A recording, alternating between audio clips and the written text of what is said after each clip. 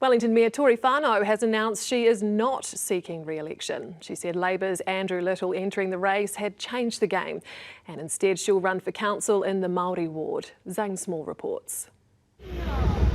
Tory Whanau turning the sod to mark the beginning of work on Wellington's Golden Mile. This is, the first day of true transformation of Courtney Place.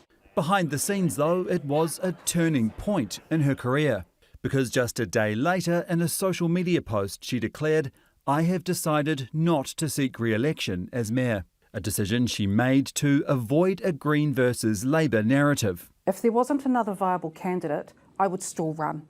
But I look up to Andrew Little. I think he's a great politician and he could make a very fine mayor. Kind words for the former Labour leader who entered the mayoralty race earlier this month, even after he said this. The council is out of touch and needs different leadership. When you look at big transformational projects like the Golden Mile, like water investment, which has pushed our rates up quite significantly, that's going to generate frustration and negativity towards the person representing them. Whanau started out as the Green Party's Chief of Staff in Parliament.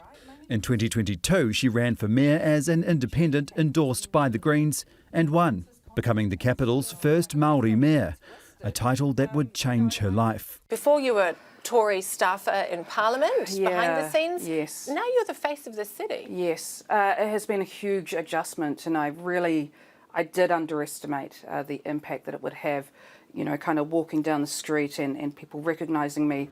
In 2023, Whanau was recognised and filmed at a restaurant where she was accused of skipping the bill. She later admitted to being tipsy but denied asking a waiter, "Do you know who I am?" after being cut off. I'm 40, I'm single, I love our hospitality scene, and every couple of weeks I like to head out with my mates and hit a couple of bars. A few months later, Wellington Mayor Tory Whanau has admitted she has a drinking problem. And then came the reaction. The thing is, the mayoralty isn't a job for someone with active addiction issues. I've been very authentic this whole time. In 2024, Whanau suffered a political blow.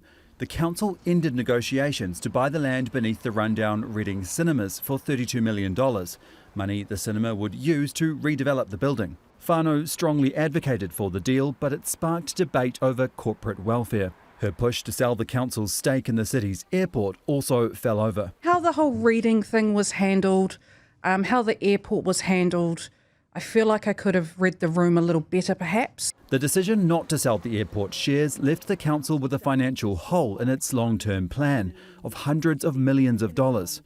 The Beehive stepped in and appointed a Crown observer. It's not something we take lightly. They are an elected council. I still think that it was an overreach. Whanau also came under pressure for making this claim amid the cost of living crisis. I've just sold my car recently to kind of help pay the bills. A lot of people looked at that and were like, "Oh, Tory Whanau earns 190 grand. Does she really need to sell her car?" I mean, did you need to actually sell the car to pay the bills? No, I actually didn't. Whanau now intends to run for Wellington Council's Maori ward at the local elections in September. I'm confident that I can get elected again to council.